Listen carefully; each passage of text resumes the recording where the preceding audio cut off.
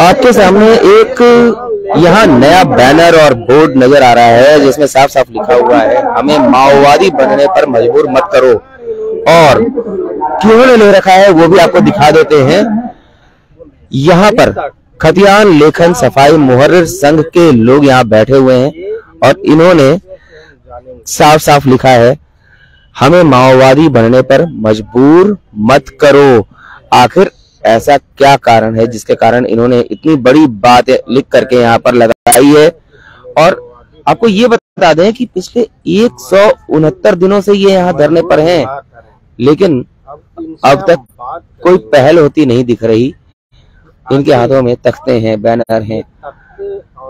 आइए अब जरा इन्हीं से बात करके जानेंगे कि आखिर किस कारण से इन्होंने लिखा है कि हमें माओवादी बनने पर मजबूर मत करो।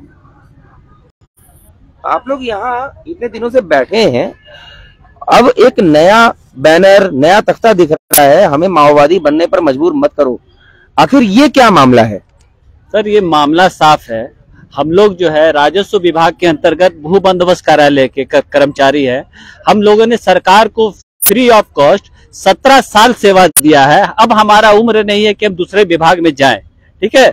और सरकार क्या सुप्रीम कोर्ट का भी आदेश आ रहा है, हाई कोर्ट का भी आदेश आ रहा है कि इनको समायोजन किया जाए, कि जो 10 साल सेवा किसी भी प्रकार किसी भी कार्यालय में सेवा दिया हो उनको समायोजन किया जाए। हमारा कार्य करते करते 17 साल हो गया है और यहाँ के जो अफसरशाही है वो नहीं चाहते हैं कि यहाँ के मूलवासी और आदिवासियों का समायोजन हो। यहाँ के लोग यही चाहते हैं कि यहाँ झारखंड के जो मूलवासी आदिवासी हैं वो माओवादी बनने के लिए जंगल में जाए और वो जंगल के ही लोग हैं जो कि जंगल में जाके सेवा करेंगे। आखिर हमने पढ़ लिख करके सरकार का 17 साल सेवा किस लिए किया? इसीलिए कि हम माओवादी बने।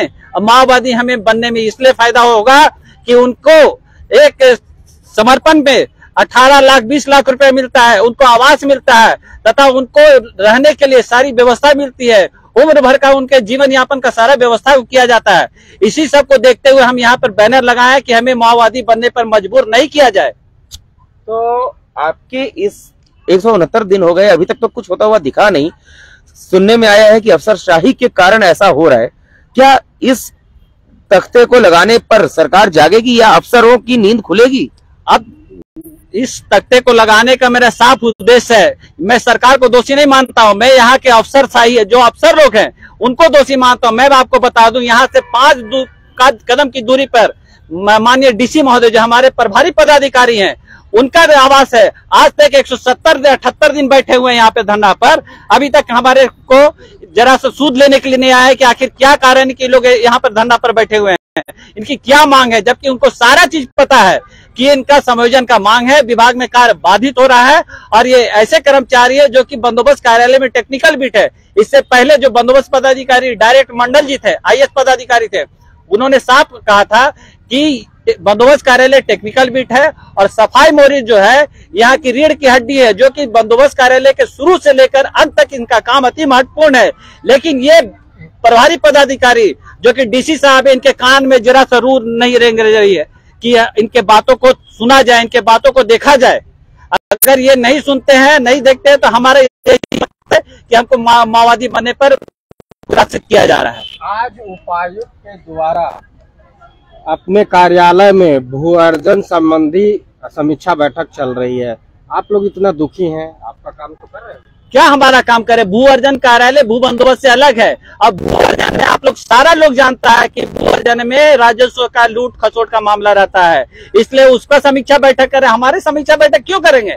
हमारे यहाँ लूट खसोट का मामला है, लेकिन जहाँ जिस तरह बंदोबस्त भू अर्जन में लूट का मामला है वहाँ उनको कमीशन मिलेगा, इसलिए वहाँ उनका मामला कर रहे हैं। अरे हमारा मामला करके जो दिखाए, जो कि अति महत्वपूर्ण काम करते हैं। हम लोग भू बंदोबस्त कार्यालय का खतियान लिखते हैं और माननीय मुख्यमंत्री राजस्व मंत्री है जो कि खतियानी जोहार करके पूरे राज्य में घूम रहे हैं, लेकिन उनका कोई भी परिंदा या कोई भी कर्मचारी इस राजभवन में आज 180 दिन से एक जरा सा बात करने नहीं आया कि आखिर इतना दिन से बैठे हुए और हम खतियानी जोहार लेकर घूम रहे हैं। आपको बता दें कि झारखंड में 80% लोगों के पास 82 का सर्वे का खतियान है ही नहीं, तो फिर खतियानी जोहार का क्या मतलब निकलता है? बता दीजिए, समीक्षा बैठक जो कर रहे हैं आपके डीसी साहब, वो लगता है कि कमीशन के लिए कर रहे हैं। ये भू अर्जन का मामला जो साफ है, भू अर्जन में सिर्फ कमीशन खोरी का मामला। अगर डीसी साहब सही पदाधिकारी होते तो उनके अपने कर्मचारी जो अति महत्वपूर्ण काम करते हैं, खतियान लिखने वाले, वो 180 दिन से यहाँ पर बैठे हुए उनकी समीक्षा करते, उनकी मांगों पर ध्यान देते।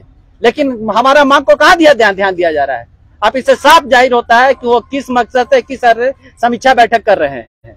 हमारा समीक्षा बैठक करके दिखाए।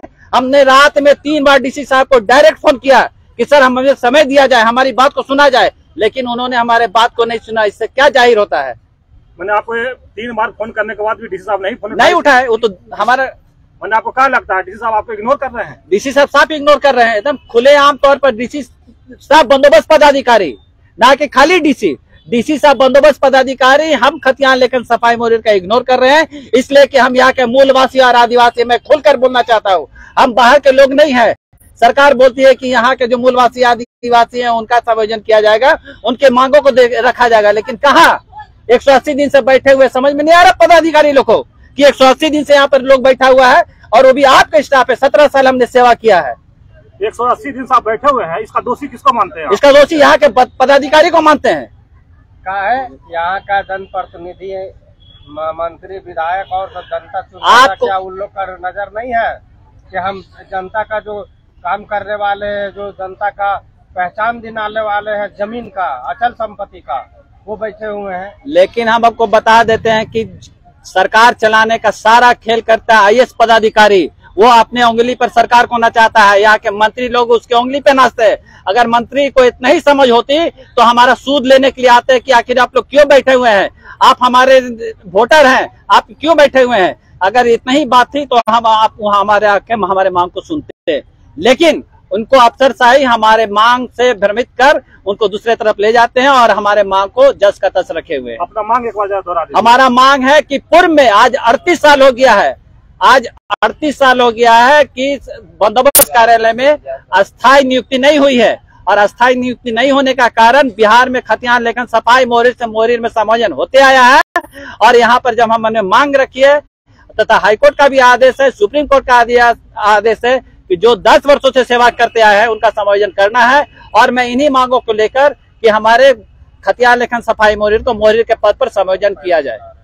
सुप्रीम कोर्ट का भी आदेश जो अधिकारी नहीं मांग रहे हैं उस पर आप क्या बोलिएगा? सुप्रीम कोर्ट का आदेश पर जो अधिकारी नहीं मांग रहे हैं उससे या तो सरकार उस पर कार्रवाई करे कि जब उस तरफ का पदाधिकारी उस तरह का डिपार्टमेंट के बात को नहीं सुन रहा है तो उससे अविलंब उस विभाग से सचिव हो चाहे डायरेक्टर अविलंब हटाया जाए। हमारा यही मांग है।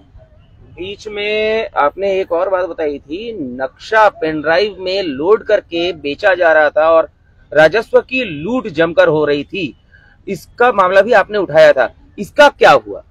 इसका मामला को हमारे माननीय विधायक जो शिल्पी नेहा तिर्की है उन्होंने 3 क्वेश्चन बनाया था। एक हमारा समायोजन से मामला को लेकर, एक बिहार से जो झारखंड में पूरे झारखंड का नक्शा आया है उसको लेकर, तथा एक और क्वेश्चन था। लेकिन क्या हुआ कि उन्होंने साफ सदन में आवाज उठाई थी कि झारखंड में आए पूरे नक्शा को पेन ड्राइव में लोड करके राजस्व की चोरी किया जा रहा है, राजस्व को बर्बाद किया जा रहा है। लेकिन कुछ मंत्री जो कि इससे में इन्वॉल्व थे उन्होंने सदन में जाके शिल्पी नेहा तिर्की की आवाज को नहीं उठाने दिया। 2 घंटा तक सदन में उनकी आवाज को रोककर उनके आवाज को जनता के बीच नहीं लाने का काम किया। जब आपने ये मामला उठाया था नक्शा को बेचे जाने का, उस समय किसी अधिकारी ने भी आपका विरोध किया था शायद? नक्शा उठाने की जो मामले आई थी तो उस समय बता दूं कि इसमें पूर्व अधिकारी जो हमारे बंदोबस्त एएसओ मुख्यालय भी थे उन्होंने साफ विरोध किया था कि ये लोग जो है सरकार के और विभाग के बदनाम कर रहे हैं। जबकि हमने साफ दिशा निर्देश दिया कि अगर मैं बदनाम कर रहा हूं तो आप एक कमेटी बनाइए और उस कमेटी बनाकर पूरे जो भी कचहरी परिसर में जितने भी जेरोक्स दुकान है वहां पर वेरिफिकेशन किया जाए। अगर मैं गलत हूँ तो उस दिन से मैं सरकारी नौकरी को त्याग दूंगा। लेकिन उस पर भी किसी प्रकार का कोई कार्रवाई नहीं हुई, इसलिए कि सारे कर्मचारी और पदाधिकारी वहां पर मिले हुए हैं। आपके यहाँ स्वीकृत पद कितने हैं? हमारे यहाँ जो सफाई मोहर्र का जो पद है 70 स्वीकृत पद है, और हम लोग मात्र यहाँ पर रांची में 25 लोग हैं। पूरे झारखंड में 61 ही कर्मचारी है, 5 कमिश्नरी मिला के। उसके बाद भी ये अफसरशाही जो अंधी से है, आंख नहीं खुल रही कि 61 लोगों का समायोजन किया जाए। मतलब सभी 61 का समायोजन के बाद भी 9 पद बाकी रहेंगे। आपको बता दूं कि रांची में मात्र 70 है, रांची में रांची कमिश्नरी में 70 के पद रिक्त है और रांची में हम मात्र 25 लोग हैं। उस तरह मिला के 180 या 182 पांचों कमिश्नरी में पद है और मात्र 61 लोग हैं। इस पर भी तो आंख खुलना चाहिए। सरकारी कितने लोग कार्यरत हैं? सरकारी परमानेंट? सबसे बड़ी बात अभी यहाँ जानकारी ले लीजिए कि बंदोबस्त कार्यालय, जितने भी बंदोबस्त कार्यालय है, सारे में कर्मचारी जितने भी है सब जो है अनुकंपा पर कार्यरत है। उनकी डायरेक्ट नियुक्ति अनुकंपा पर हुई है, इसलिए वो लोग नहीं चाहते हैं कि इनका समायोजन हो। और ये हम रांची बंदोबस्त में मुश्किल से 21 या 22 कर्मचारी हैं। अस्थायी कर्मचारी 21 या 22 है वहाँ पे। नीरज कुमार शर्मा, भू बंदोबस्त कार्यालय रांची। तो आपने देखा कि अब हालत ऐसी हो गई है कि अगर इनकी मांगों पर ध्यान नहीं दिया जाता और अफसरशाही जो खुलकर अफसरशाही हो रही है, ऐसी स्थिति में ये माओवादी तक बन सकते हैं। इन्होंने स्पष्ट तौर पर ये कह दिया है और ऐसी स्थिति में सरकार जिम्मेदार होगी कि अधिकारी जिम्मेदार होंगे, ये कहना मुश्किल है। लेकिन हाँ, रांची के उपायुक्त, उनके ऊपर खुलकर इन्होंने आरोप लगाया है और कहा है कि विधायक शिल्पी नेहा तिर्की ने भी जब इनका मामला उठाना चाहा तो उन्हें षड्यंत्र के तहत मामला नहीं उठाने दिया गया। ऐसी स्थिति में आगे क्या होगा ये तो समय ही बताएगा। लेकिन सरकार से और संबंधित पदाधिकारियों से हम कहना चाहेंगे कि इनके मामले का समाधान जल्द से जल्द किया जाए। Bureau report, Ranchi.